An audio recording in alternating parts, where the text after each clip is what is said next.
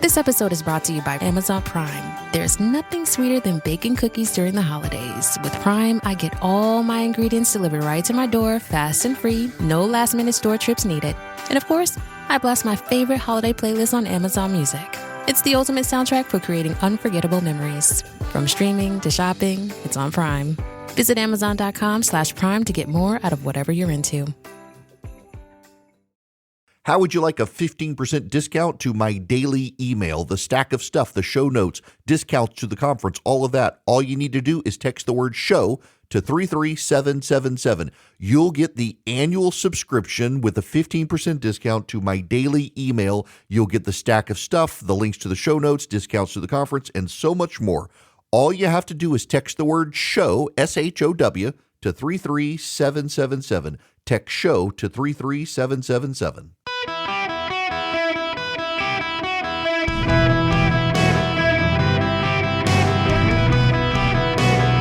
Welcome to the Eric Erickson Show podcast, Hour 3.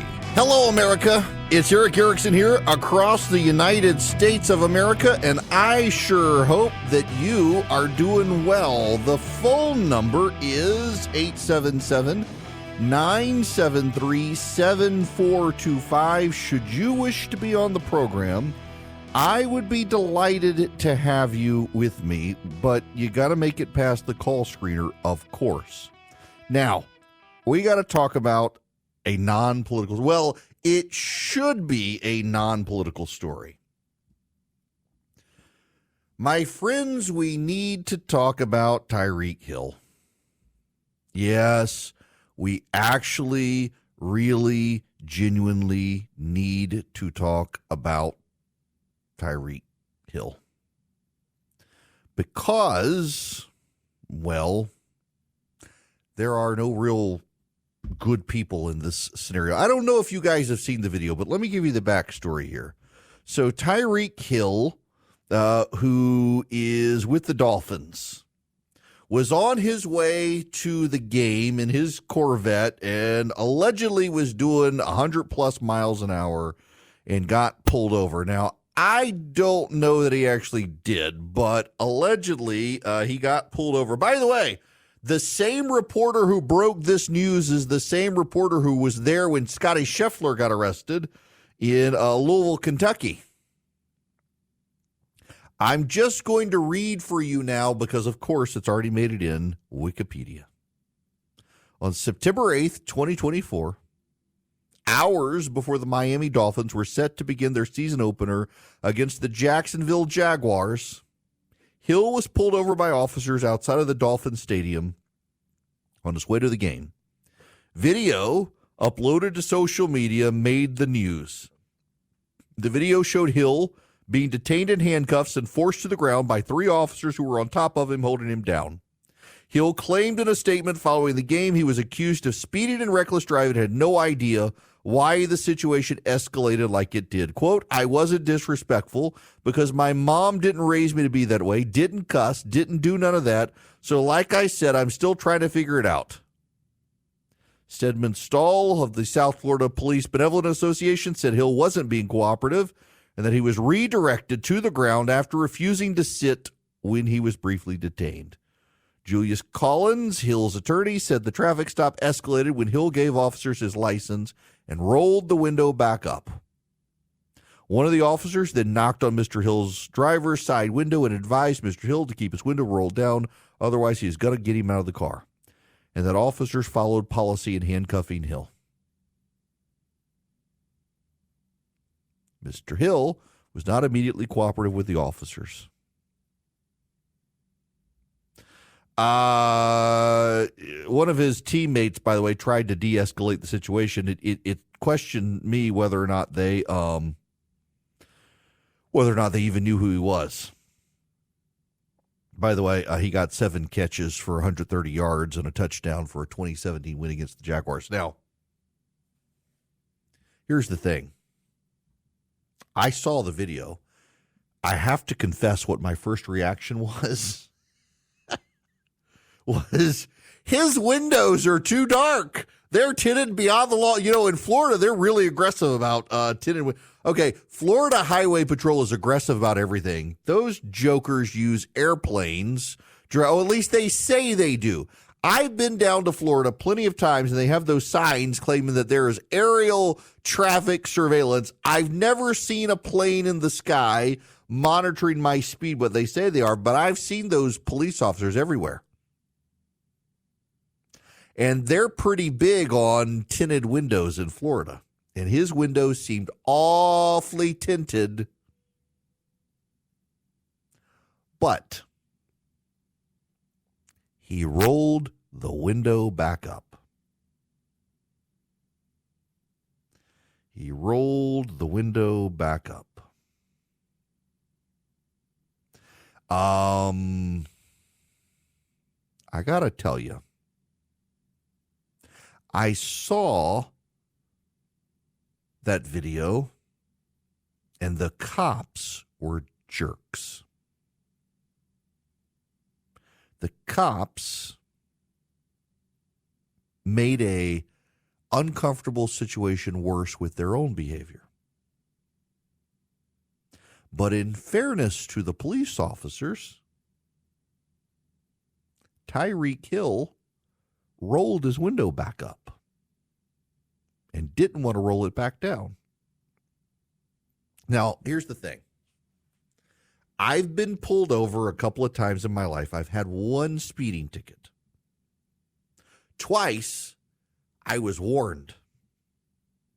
One story I should not tell you all because I probably should have been thrown in jail. I was going so fast. But turns out the officer knew me. And nothing happened. But in every situation, actually 4 times. So one time I got a speeding ticket. One time I got a warning. One time I turned on red, and the police officer was very nice. So there's an intersection in Atlanta. I turned on red, and they had just put the sign up.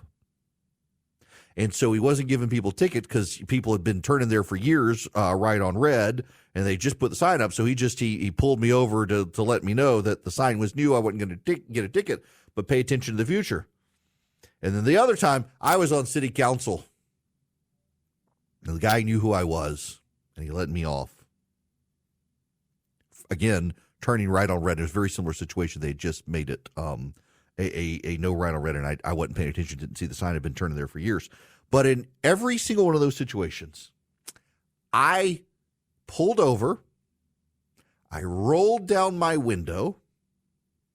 The 2 times that it was at night, I turned on the inside light in my car,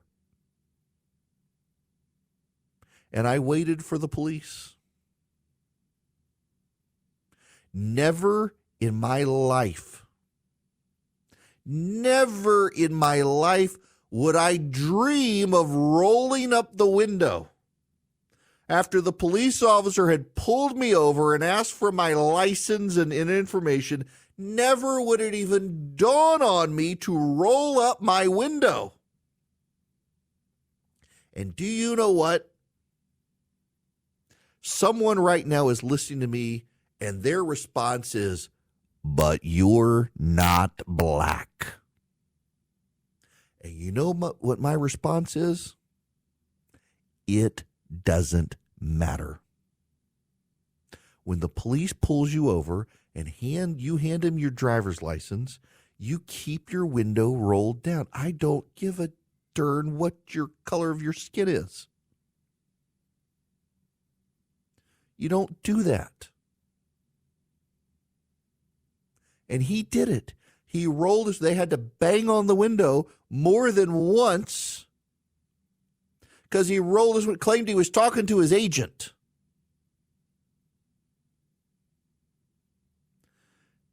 And here's the thing. There are a whole lot of people who want to pick a side on this and say it was the cops or it was him. He should not have rolled his window back up. But also the cops, they were overly assertive. They were overly assertive with anyone. I don't know that they even knew who he was. By the way, the cops weren't white. They were overly aggressive with him, too. They took a bad situation and also made it worse. both sides. What the whole reason to spend time on this is the fallout from it. That everybody's got to pick a side.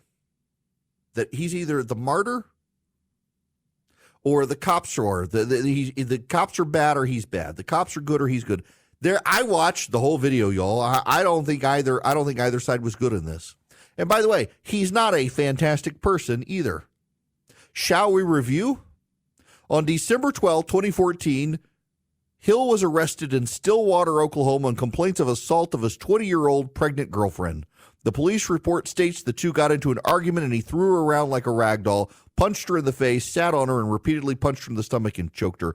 Oklahoma State dismissed him from the football team after the charges, and he pleaded guilty to domestic assault and battery by strangulation, was sentenced to 3 years probation, an anger management course, a year-long batterers program, and was required to undergo domestic abuse evaluation. In March 2019, Hill was investigated for alleged battery after an incident in which his 3-year-old son sustained a broken arm. The following month, his child was placed in care of child services temporarily as a result of an emergency hearing conducted by the Kansas Department of Children and Families on April 24th.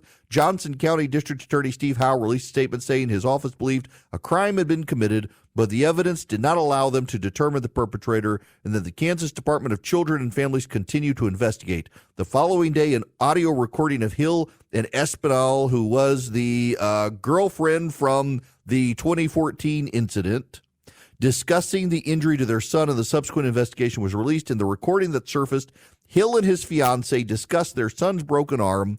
She says that their son is scared of him, to which Hill responds, "You should be afraid of me too, B-word." In June of 18th of 2023, the Miami-Dade Police Department announced they were investigating Hill for allegedly assaulting a male employee of Hullover Marine Center following the two having a verbal disagreement. Later the same month, representatives for both Hill and the company employee announced a settlement had been reached. In 2023, in December, it was announced that 2 separate paternity lawsuits for child support were filed against Hill by Brittany Lackner and Kimberly Kaylee Baker. Both gave birth to Hill's alleged children in 2023. In February 24, Hill reached a confidential settlement with Lackner and confirmed he was the son. In July of 2024, a Broward County judge ruled Hill was in fact the father of Baker's daughter. It was reported Hill could possibly be the father of at least 10 children with 4 different women. On February 23, 2024, model and influencer Sophie Hall filed a civil lawsuit against Hill, alleging he had broken her arm during a football lesson at his house the previous June when he invited her to run offensive line drills against him.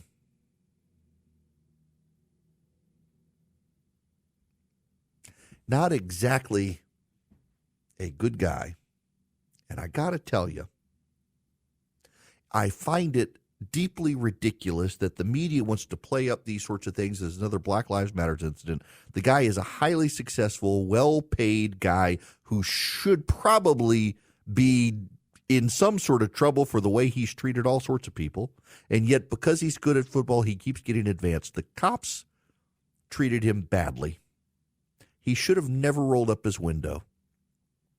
The fact that the media wants to make him a martyr in this, though, is absolutely wrong. If anything, more tough questions should be asked about his overall behavior and why he's allowed to play football, given his repeated incidents of abusing other people. You do not have to take the bait and turn it into a racial game of who's the bad guy and who's the victim. The fact is, there were bad guys on both sides. The cops handled the incident overly aggressively, but the guy rolled up his window after doing 100 miles an hour, the cops allege, in his Corvette on his way to the football game. When they pull him over, he seems like he's doing the "don't you know who I am" sort of thing and rolls up his window.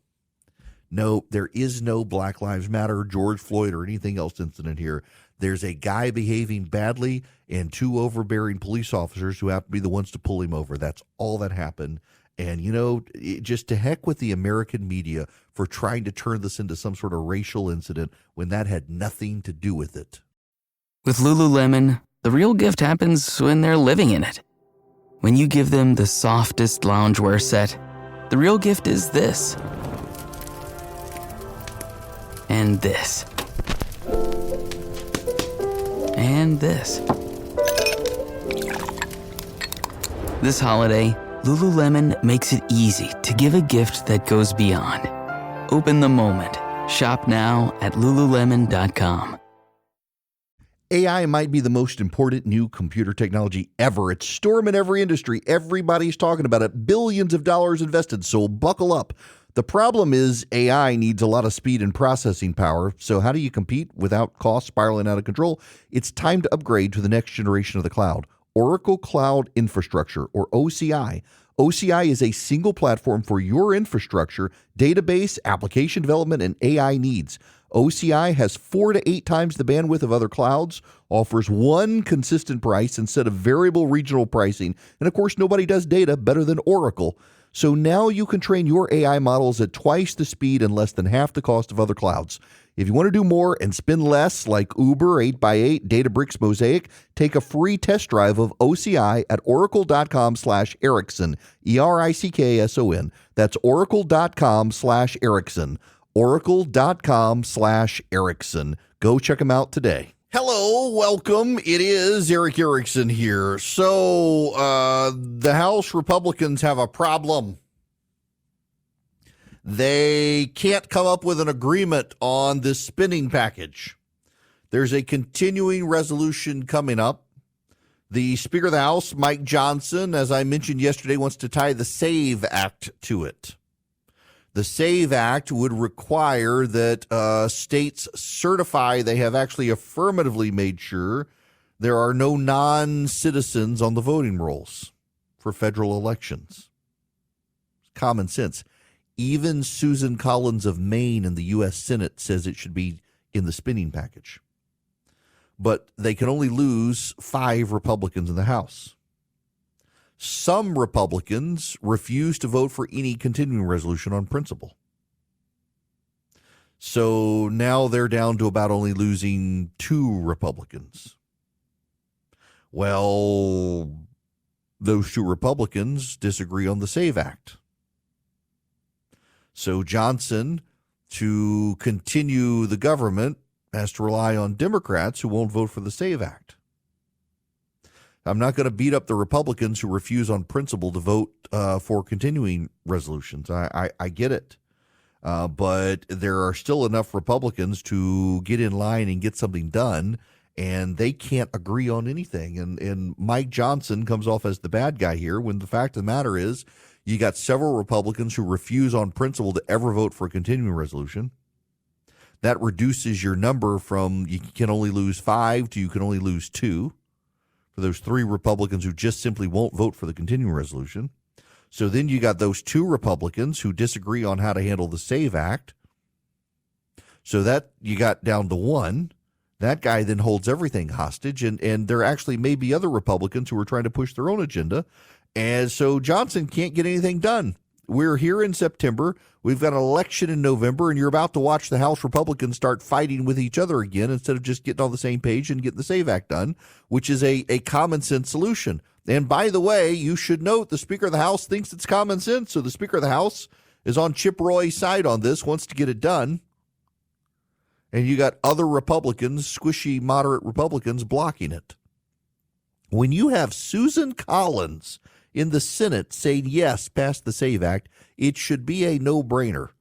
Only the House Republicans could screw this up. And by the way, it looks more and more like the House Republicans could lose their majority, even as the Senate Republicans take over the Senate next year, which we better hope if Kamala Harris wins, God forbid she wins, we absolutely want the Senate Republicans to be in charge. You got to go vote down ballot, even if you won't vote top of line. We got to have the Senate to be able to block Harris. Now, I need you to go do business with Old Glory Bank, oldglorybank.com. Why? Because the left has been coming for banks in this country, trying to force a progressive agenda on them. Old Glory Bank has just stood up to them. They were founded by conservatives, for conservatives, to fight against these debanking trends that are becoming so common out there. Go to oldglorybank.com. I've got a checking account and a savings account with them. I've got their app. I've got their debit card. I love them. They are innovative. Their budgeting features, their online software features are so good. If you have a business, you can get a business account with them. You can get mortgages with them, loans with them. They're a real bank. You can even deposit cash. Even though they're an online bank, they've been highly innovative in being able to deposit cash. All you do is go to oldglorybank.com. It takes less than 6 minutes to fill out the form and get going with your account. Checking, savings, no fees. By the way, this is a great bank for your kids. If your kids want a custodial account, great place for them. They'll still be able to deposit cash. oldglorybank.com, member FDIC, equal housing lender. Terms and conditions apply. Find out more at oldglorybank.com.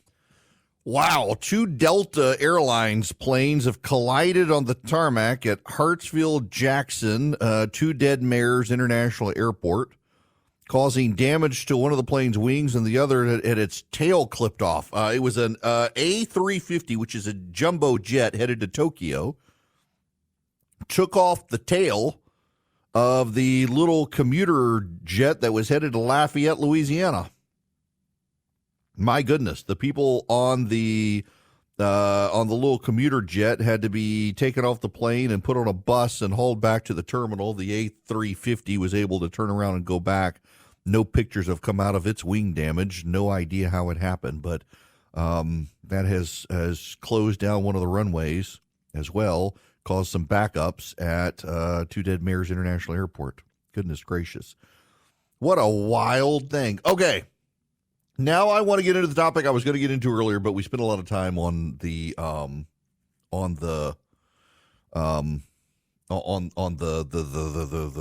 debate. This is a story. It is local to me here in Georgia, but it's got national implications, and it is infuriating. A whistleblower at the Atlanta VA Medical Center who was demoted and disciplined for being a whistleblower has gotten his job back. So here's the story. Gregory Kendall reached out to Justin Gray at WSB TV. Hang on a second. I want to see something. Gregory Kendall. No, I don't think so. Okay. So backing up here. So this guy, Gregory Kendall, leaked to Justin Gray that 7,188 mental health calls to the VA went unanswered. You got that? 7,188 mental health calls to the Veterans Administration went unanswered. The whistleblower leaked that information to the press. That allowed Justin Gray, the reporter, to show up at a congressional briefing and ask about that question. And so what happened? The VA demoted the whistleblower, changed his title, and cut his salary $20,000 for exposing what was happening at the VA. It's pretty clear the VA is more concerned about attacking whistleblowers than taking care of mental health patients, Kendall said. A year after the demotion, the Office of Special Counsel restored Greg Kendall's job and paid him $10,000 in damages. What has not happened is an improvement in the situation. Now, this is from WSB TV. This is a statement from the Atlanta VA Medical Center. We at the VA take whistleblower protection very seriously and are dedicated to maintaining a safe environment where employees can confidently report concerns without fear of retaliation or retribution. While we are unable to comment on individual cases, we remain committed to upholding those standards across the organization. Well, that's a pretty much flat-out lie, just based on what happened. They continue, the Atlanta VA healthcare system has made significant progress in reducing the number of unanswered mental health calls since April 2023. The staff is consistently meeting the national call center goals of less than 5% unanswered calls and on average speed to answer time of less than 30 seconds. We continue to build on these improvements and ensure veterans receive the support they need when they need it.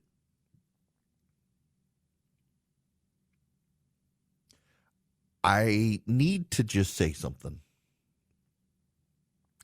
I continue to be baffled by the existence of the VA.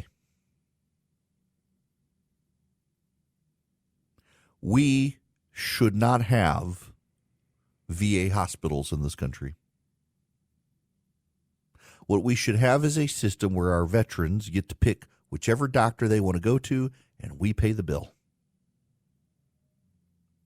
This should be in the private sector. There should not be these hospitals, because I got to tell you, there will always be one person. Like, if you're just tuning in, some woman got mad at me this morning because I won't call a Canadian goose a Canada goose. I won't do it because it's bad grammar, and people have been saying Canadian goose to refer to that species of goose since 1780, according to the Oxford English Dictionary. Yes, the ornithologists out there call it the Canada goose, but I'm not an ornithologist. I'm an everyday red-blooded American, and I'm not going to call it a Canada goose any more than I'm going to call Canadian bacon Canada bacon. And this one woman said, well, you've lost a listener. If you're not going to call it a Canada goose, you've lost a listener. There's always one person who I'm sure is working up the nerve to call me right now to defend the VA as just the greatest healthcare system on planet Earth.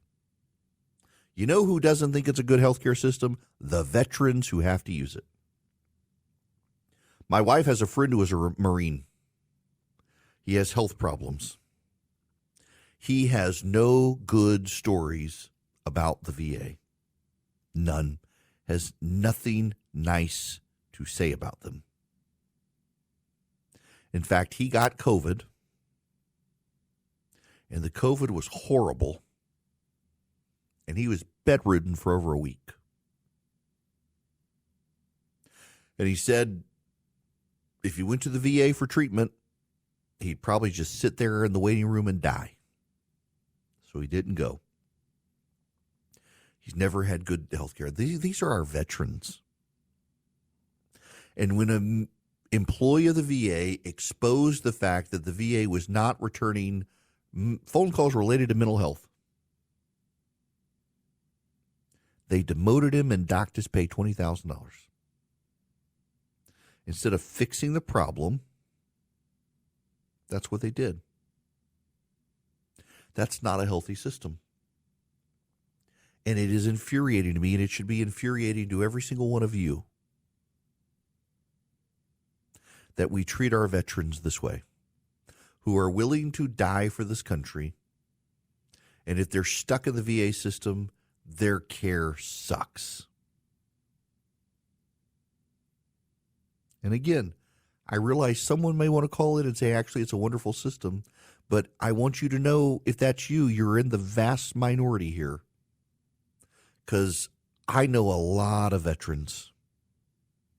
Grew up around people in the Navy. I know a lot of veterans. I don't know any of them who look forward to going to the VA. Now, you can say, Erickson, no one looks forward to going to the doctor. That's true, but they'll go to the doctor. The veterans I know who depend on the VA find every which way to just not go to the VA. It's absurd to me that this is our system. Good for the VA, at least because of the special counsel and the lawyers getting involved, making right what they made wrong here.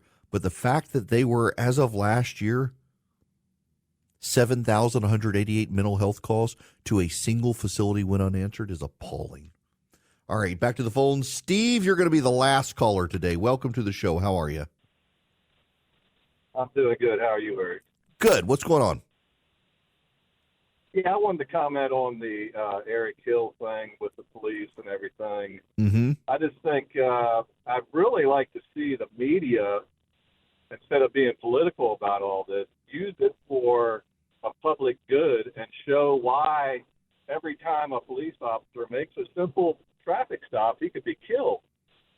And it's no funny business winding your windows up, especially with that dark shade. They can't see what he's doing in the car. He could be reaching over to his glove box, pulling out a gun, and shooting them right there. Yep. I'd really like to see the media take more responsibility in a civic way instead of a political way. Yeah, look, I appreciate you saying that because, I mean, the police shootings have increased in this country. And the fact of the matter is, you roll your window up, you're in a car with a heavy tint. The police don't know what you're doing in the car. They have no idea.